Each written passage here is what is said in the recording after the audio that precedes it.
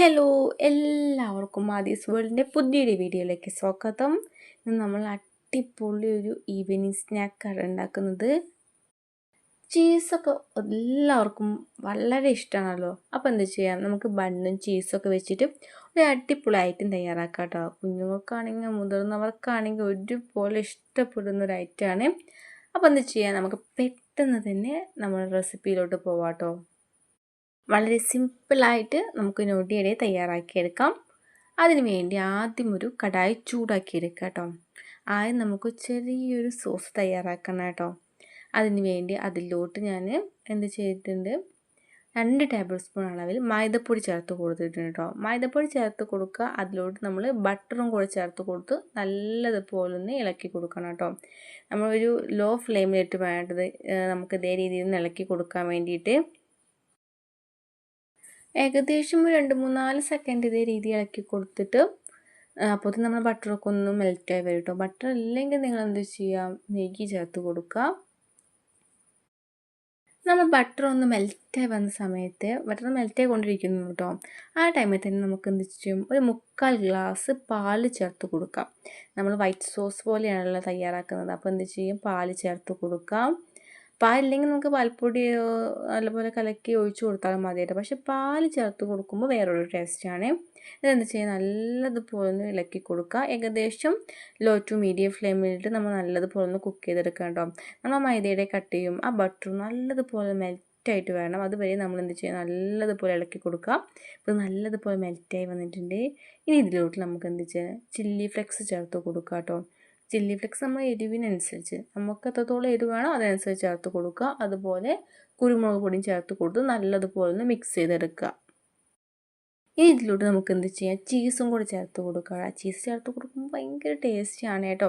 ഞാനിവിടെ സ്ലൈസഡ് ചീസാണ് ചേർത്ത് കൊടുക്കുന്നത്. നിങ്ങളുടെ കയ്യിൽ മൊസറല്ല ചീസ് ആണെങ്കിൽ അതും ചേർത്ത് കൊടുക്കാം.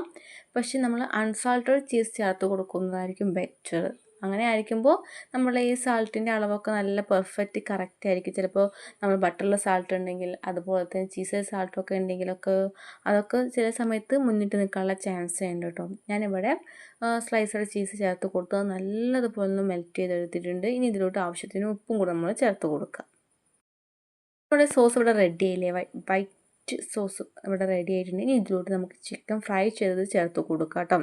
ഞാൻ ജസ്റ്റ് മുളക് പൊടിയും കോൺഫ്ലവറും ചേർത്താണ് ചിക്കൻ ഫ്രൈ ചെയ്തെടുത്തിരിക്കുന്നത്. വളരെ കുഞ്ഞായി കട്ട് ചെയ്ത് ഫ്രൈ ചെയ്തെടുത്തിട്ടാണ് അതിലോട്ട് ചേർത്ത് കൊടുത്ത് നല്ലതുപോലെ മിക്സ് ചെയ്ത്. അപ്പോൾ നമ്മൾ ബണ്ണിലേക്കുള്ള മിക്സ് ഇവിടെ റെഡി ആയിട്ടോ. നല്ല ടേസ്റ്റിയാണ് കേട്ടോ. ഇത് ബണ്ണിൽ വെച്ച് കഴിക്കുമ്പോൾ എന്ത് ചെയ്യും, ഇതേ രീതിയിൽ നോർമൽ ഞാൻ ബണ്ണാണ് എടുത്തിരിക്കുന്നത്. ബർഗർ ബണ്ണൊന്നുമല്ല, നോർമൽ ബണ്ണാണ് എടുത്തിരിക്കുന്നത്. ഇതേ രീതിയിൽ നമുക്ക് എന്ത് ചെയ്യാം, നല്ലതുപോലെ ഒന്ന് കട്ട് ചെയ്ത് കൊടുക്കുക കേട്ടോ. അത് നമുക്ക് നല്ലപോലെ കട്ട് ചെയ്ത് എന്താ, നമ്മൾ തയ്യാറാക്കി വെച്ചിരിക്കുന്ന ചിക്കനും ചീസൊക്കെ ഇട്ടൊരു സോസ് അല്ലേ, അത് ചേർത്ത് കൊടുക്കാൻ വേണ്ടിയിട്ടാണ് കേട്ടോ. നല്ലതുപോലെ കട്ട് ചെയ്ത് കൊടുത്തിട്ട് നമുക്ക് എന്ത് ചെയ്യാം, ഇതിൻ്റെ ഉള്ളിലോട്ട് നമുക്ക് ആ ചിക്കൻ ഫിൽ ചെയ്ത് കൊടുക്കാം. ചിക്കനും സോസും കൂടെ നമുക്ക് എന്ത് ചെയ്യാം, ഫിൽ ചെയ്ത് കൊടുക്കാം. നമ്മൾ അത്യാവശ്യം നല്ലതുപോലെ ഒന്ന് ഫില്ല് ചെയ്ത് കൊടുത്തിട്ടുണ്ട്. അത് ഓരോരുത്തരുടെ ഇഷ്ടത്തിനനുസരിച്ച് ഫില്ല് ചെയ്ത് കൊടുക്കാം. ഫില്ല് ചെയ്ത് കൊടുത്തതിന് ശേഷം ഇനി എന്ത് ചെയ്യാം, ഇതിന് മുകളിലോട്ട് നമുക്ക് ചീസ് ചേർത്ത് കൊടുക്കണം കേട്ടോ. ഇതിന് മുകളിൽ ചീസ് വെക്കുമ്പോൾ പ്രത്യേക ടേസ്റ്റാണ്. ഞാനിവിടെ സ്ലൈസഡ് ചീസിൻ്റെ ഓരോ പീസുകൾ ഇങ്ങനെ വെച്ച് കൊടുക്കുകയാണ് ചെയ്തിരിക്കുന്നത്.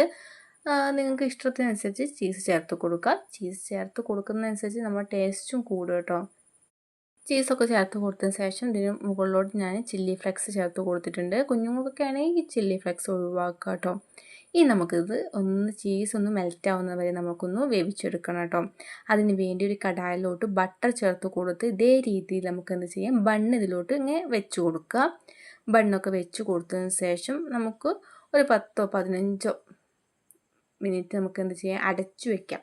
അടച്ചു വെക്കുമ്പോഴേക്കും നമ്മുടെ ചീസ് നല്ലതുപോലെ ഒന്ന് മെൽറ്റായി വരും. അപ്പോൾ നമുക്ക് ടേസ്റ്റി ആയിട്ടുള്ള ബൺ ചീസ് ഇവിടെ റെഡി ആയിട്ടുണ്ട് കേട്ടോ. അപ്പോൾ ഇതേ രീതിയിൽ നിങ്ങൾ തയ്യാറാക്കി നോക്കിയിട്ടില്ലെങ്കിൽ തയ്യാറാക്കി നോക്കുക. തയ്യാറാക്കി നോക്കി നിങ്ങൾ ഫീഡ്ബാക്ക് കമൻറ്റായി അറിയിക്കാൻ മറക്കരുത്. വീഡിയോ നിങ്ങൾക്ക് ഇഷ്ടമായെങ്കിൽ ഫ്രണ്ട്സിനും റിലേറ്റീവ്സിനും ഷെയർ ചെയ്ത് സപ്പോർട്ട് ചെയ്യൂ. ഒരിക്കൽ കൂടി വീഡിയോ ലൈക്ക് ചെയ്യാനും സബ്സ്ക്രൈബ് ചെയ്യാനും ഷെയർ ചെയ്യാനും മറക്കല്ലേ.